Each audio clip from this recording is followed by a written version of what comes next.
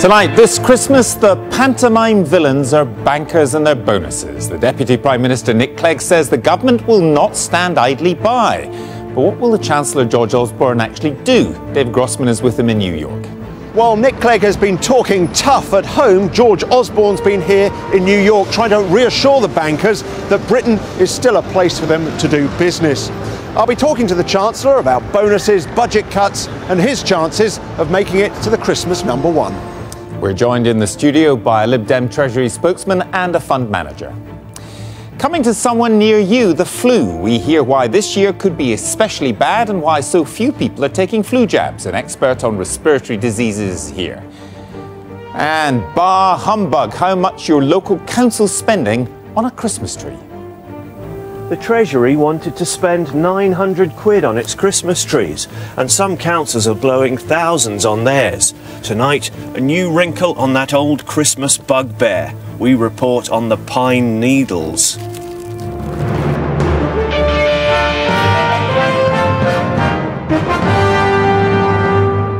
Good evening. Rather like those festive pantomime heroes looking for the audience to cheer, the best way for politicians to grab attention is often to attack the bankers, especially as some banks are expected to offer key staff the usual huge Christmas bonuses. The Deputy Prime Minister says this government cannot stand idly by if banks get away scot-free. But what does any of this mean? The Chancellor George Osborne's on Wall Street promoting Britain as a good place to do business. Our political correspondent David Grossman spent the day with him. Jingle bells, jingle bells, jingle all the way. Even in what they call here the holiday season, not everyone can find it in their hearts to extend goodwill to the banks. George Osborne, though, is having a go in New York on a mission to reassure the US investment banks that Britain isn't about to run them out of town. I've been seeing some of these big American banks and saying, look, we want your employment in the UK. You're an important part of the UK economy, and if anything, we want actually the UK to be the preeminent global centre for finance going forward. Well regulated, so it doesn't fall back on the British taxpayer when it goes wrong, but also successful, so it's creating jobs in Britain. So is that why you can't do what the Irish have done and said, look, no more bonuses? If there are any bonuses, we withdraw state support? Well, I mean, first of all, I don't think you can compare the situation in Ireland with the situation in Britain, thankfully, in the sense that, the Irish banking crisis is a very real one, whereas in Britain, we've now got stability in our banking sector. We have taken decisions like the introduction of a permanent bank levy, which wasn't in place when I became Chancellor, but now means the banks are paying billions of pounds towards dealing with the deficit. There are tough new rules on bonuses, but ultimately we do need successful financial services. While George Osborne has been in New York trying to reassure bankers that Britain isn't about to chase them out of town, we've had a very different message on banks from a different part of the coalition. In today's FT, George Osborne would have read an interview with Nick Clegg where he says the government won't stand idly by whilst the banks pay themselves fat bonuses. I mean, these messages aren't contradictory, but they do show a very different emphasis. Not that you'd know anything about it in the US newspapers. They're far more taken up with this story, tax cuts saved. Yesterday, Congress voted to extend $850 billion worth of tax cuts and welfare rises into the new year, showing once again a very different emphasis on what to do about the deficits on different sides of the Atlantic. The differences between the two policies means that George Osborne is rather fated on the morning talk shows. Morning Joe is one of the top political cable programmes. They regularly castigate US politicians for not dealing with their deficit. These are not serious people. They're not serious people, but we have a serious person here. We do. Which is a good segue. It really is. Because we're sitting here. George, I bet you never knew how easy it was. Yeah. I mean, you're up there like, we're going to do an austerity program, we're going to cut benefits, raise revenues. Yeah. Just add to your debt. That's what we do. Right. What happened? Yeah, well, we don't have some of your advantages. We don't have a reserve currency, which people have to use. Coming out of the studio, Mr. Osborne is clearly pleased with his reception, but have the Americans got a rather simplistic view of how all these budget cuts are playing in the UK? That was great. It's a good interview format. It was a bit like the Great Britain fan club in there. I mean, particularly about the cuts. I mean, did Do you think they get the political difficulty that the government faces? You know, it's not, people aren't protesting in the streets in favour of cuts. Well, I think people across the American political spectrum and in American business respect that we are taking tough and decisive decisions, and you saw that partly reflected in that interview, and it's what I've got already quite a lot on this visit. George Osborne's next stop is a meeting with the Mayor of New York, Michael Bloomberg. This new science centre was set up with private and public money, trying to help the city diversify away from relying too much on financial services. New York and London are, of course, competitors for international business, and the Americans would stand to gain if banks scale back their UK operations in the face of government pressure. If Britain's too tough, they'll come to New York, they'll go to Hong Kong, they'll go to Sao Paulo and Rio de Janeiro. There are a lot of places where banks can go and do their business.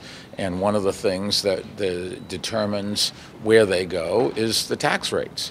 It's also quality of life, it's stability of the government, but there are plenty of places that want to have these businesses and these employees, and no city or country can act unilaterally. We live in a world, particularly in finance, where at the drop of a hat you can move all of your business. All you need is a desk and a Bloomberg terminal, and you can be up and running literally overnight elsewhere.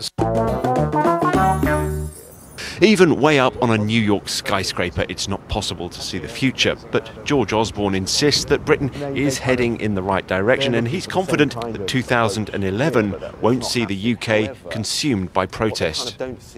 Well, I don't think people should be alarmist. You know, I think actually the British people are behind what we're doing. And yes, of course, there will be a minority of people on issues like student fees who want to cause trouble. But actually what I see is a British public who are behind what we're doing. I think that is partly because we told them before the general election that we were going to have to take some difficult measures. We told them immediately after the general election that we were going to do this. And ever since, actually we've been able to take the British people with us because we're explaining what we're doing, and the British people are not stupid. I want it for everyone's children, because we are all in this together. He's a liar, liar. Oh, he's a liar, liar. Opposition against the coalition's programme of cuts is gathering force. This protest song, heavily featuring the Chancellor, is trying to be the Christmas #1. Does it hurt when people get personal? Well, I only knew about the song because you told me about it just before this interview, but I suspect Matt Cardle doesn't have anything to worry about. So you would not tip Captain Scarf at Christmas #1? Well, I'm not a great, pot picker, but I suspect, as I say, Matt Cardle has probably got it sewn up. Britain and America are handling their economies and their deficits in very different ways. And in some ways, Britain is lucky that the US isn't cutting its public spending. If it did, well, the world's economy would take a big hit, and the path of a British recovery would be even more tricky. David Grossman in New York. I'm joined now by our economics editor Paul Mason. Why did Nick Clegg raise this today? Well, let's remember what's happening to the bankers. They are about to face in 2012 a new tax that will raise $2.5 billion a year from them, and then from January the 1st, we're about to see new rules on bonuses, which mean only about 20% of the bonuses will be paid up front, the rest paid in shares later. Now, to some bankers, this is such a great tragedy that they are openly talking about leaving the country, taking their businesses with them, and deploying their lawyers to avoid paying as much of this as they can. However, probably the majority of these senior bankers have a different view. And what they try to do is to say to the government, right, okay, you're doing this, you're doing the other thing, there's a few other things coming down the road at us, let's use this as a moment where we say to you, right, we know what you want from us, you know what we need to do, let's create stability. Let's not have a situation where we're constantly faced with politically driven, knee-jerked new laws and taxes. So let's, in other words, put the past behind us. This was the so-called Project Merlin, headed up by the boss of Barclays, where they are actually talking to the government on an almost weekly basis. They have this personal access to Osborne and Vince Cable. And they thought they were getting somewhere. And they thought they were at the point of getting, a new atmosphere. And I think that's why they're so sort of slightly shocked by Mr. Clegg's words, that it all seems to be reopened, certainly at a gut level. They thought they were kind of over this. Well, there's another view, isn't there, which is actually both sides are a bit bluffing, you know, that the Lib Dems are in a bit of a political jam, so they're trying to make some headlines, and the bankers don't really want to move from London or anywhere, frankly. They just want a better deal. I think the threat to move has to be seen like this. Some big banks, Standard Chartered and HSBC, are so heavily into Asia that it probably makes sense for them at some point to move their HQs. Standard Chartered walked away from this Project Merlin thing, and that's been seen in the industry as a signal that they've, as it were, checked out mentally from the UK already.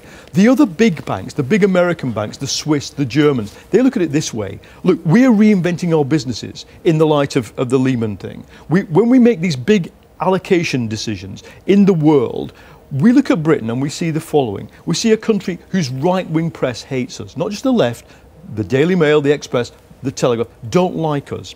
Then we see student riots. We see taxes on our people that are too high, according to us, and we see, you know, this whole sort of just general negativity. Where do you think we're going to put our money? OK, but we'll leave it there, because also joining me in the studio are the Liberal Democrat peer and Treasury spokesman Lord Oakeshott and the fund manager Julian Pendock from Senhouse Capital. Julian, do you take all this stuff seriously? You know, we're not going to stand idly by and so on. It's a load of political posturing. I mean, all parties are saying it, but I mean, I would take issue with a couple of things that Paul said about bonuses. For example, a lot of people opted to take their bonuses, or indeed were forced to take their bonuses in equity for years and years and years. I used to work for an American investment bank, and indeed that was part of the deal. So instead of cash, you take it in shares, and that's... Exactly. So, but the problem is also what people have to remember. So it's not just how people are paid. People are not wanting to leave the country because it's not just all in cash. You also have to remember that very small parts of major banks blew them up. For example, it wasn't a bank, but AIG was one of the major insurance companies globally. It was blown up by about 30 people working in one team in London. So in other words, you're suggesting that all bankers are penalised for some doing something that's pretty stupid? Absolutely. But do you not accept, I mean, have you no shame about this if everybody's really being penalised, because these are hard times for everybody, and around Christmas time some bankers are going to take home six-figure sums or even more? That's a lot. That is a lot of money, and it's certainly more than I money. But I mean, the point is, you know, you can argue about the moral relativity of it till the cows come home. But if you return to the more prosaic and more practical angle, and that is, what does everyone in this country want? A healthy banking system that can lend, and the Chancellor of the Exchequer wants corporate tax and tax on bonuses. Now, it is a fact that a lot of people are leaving this country. I used to work in Asia, and for what it's worth, I was just a couple of weeks ago on business, very shortly, and you know, my contacts and friends tell me there that it's now booming with people who are leaving London by choice. Well, Lord Oakeshott, I mean, wouldn't people take Nick Clegg more seriously on this if it wasn't just the week before Christmas he's saying we mustn't stand idly by just because he's in a political hole about tuition fees? Well, no, that's not true at all. Obviously, the whole question of how we sort out the banks, how we de-risk the banks, was absolutely number one in our coalition agreement, and it's very important to get on with it. But why have you been standing idly by since May when you wrote it? We haven't been standing idly by. What we've been doing is working hard to get effective policies. Now, the key point... Well, just a minute. Well, I'm telling you, the key thing is, and let's just remember why we're in this mess, the banks brought Britain to its knees, the British economy to its knees 2 years ago, with wild bonuses. Only this week we've been talking about Fred Goodwin, reminding ourselves of how... This is important. What are you doing except saying the bankers are all evil? No, what we're doing is we have set up a banking commission, and that's why we can't close the thing down now. We have a banking commission which is looking at the structure of banking, and we believe in the Liberal Democrats that it should definitely split off the dangerous investment banking from the stable retail banking. That needs to be split. Also, there is far too little competition in the market. We have Bank of Scotland and Lloyds has over a quarter of the market. They are just not lending to small business they should. They're not lending mortgages. So we've got a banking system that isn't working. Was about the bonuses. What are you doing about the bonuses? I've just told you about them. No, we're not whinging about them. We are at the moment saying to the banks, if you pay out 7 billion of bonuses as you did last year, that's 7 billion less to lend. Now, the Bank of England figures only today show that they are not lending enough. But what are you doing about it? It's exactly whinging. You're saying you shouldn't be doing this. It's really bad. Well, what next? Next next week, Vince Cable and George Osborne are meeting the bankers. The bankers are very concerned.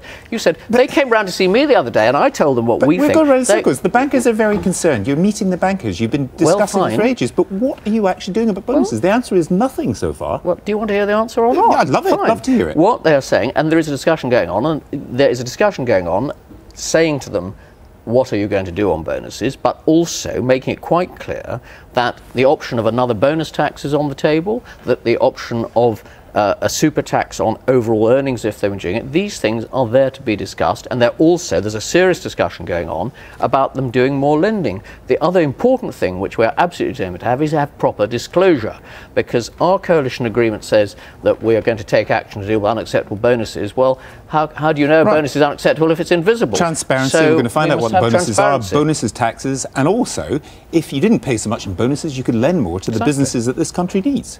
Well, a couple of issues there. More and more taxes just is not the answer, because by number, most bankers will stay, but the superstars will go, and that is happening. That is a fact. You can see that showing up in the numbers. Secondly, in terms of forcing banks to lend, I mean, Bank Indonesia, the Central Bank of Indonesia, has this policy at the moment, saying that banks have to lend a certain percentage of their balance sheet. The Chinese government forced their banks to do the same. What it means is banks are forced to lend, often to businesses which may not be going concerns in weaker economies, and therefore you're storing up trouble for later when those assets go bad. Maybe, but Lord Oakeshott wasn't. Indeed, and Lord Oakeshott also made the point that if you didn't pay so much in bonuses, you would have more flexibility to lend. Yes, well, absolutely. If you're talking about the cash component, if you pay more in equity, that's fine. But I don't believe, if you have a look at the capital adequacy, i.e. the strength of balance sheets, a lot of the banks at the moment, they're actually very strong. I do appreciate that there is to me, this is a storm in a teacup coming up to Christmas, talking about bonuses. The real structural issue facing banks is the new regulatory issue internationally, Basel III, and that is what will determine. It's not storm in a teacup at all. We're talking about it because we're right on top of the bonus thing. The other thing to remember is in this country, 2 of the biggest banks are owned by us, the taxpayers. So why don't you tell them what to do? We should be using our controlling shareholding. I like the Irish method. The Irish just said, fine, if you insist on paying bonuses, we won't sign the cheque. I believe that's what we should be doing here. These are banks we've had to rescue. They are not lending. You need a 30% deposit to get a mortgage at a sensible rate. They are not doing their basic job of lending to small business and lending to home buyers. They are failing the country still, and we have got to get this commission and break them up. No, I mean, if you're proposing to go back to having 5% down or lend in Northern Rock to get the mortgage 125% down, absolutely not. It was overlaxed lending standards and regulatory failure. 30% deposit. That's utterly reasonable to me. Yes, I don't. It's ridiculous. You should need equity. What chance have ordinary people got to borrow 150, to put down that much money? You're totally out of touch with ordinary people in this country. I am not out of touch with ordinary people. If you're saying that banks should have a proper equity cushion, how can you then say that homeowners should not have a proper equity cushion? 30% is far too high a deposit to demand. We'll leave it there. Thank you both.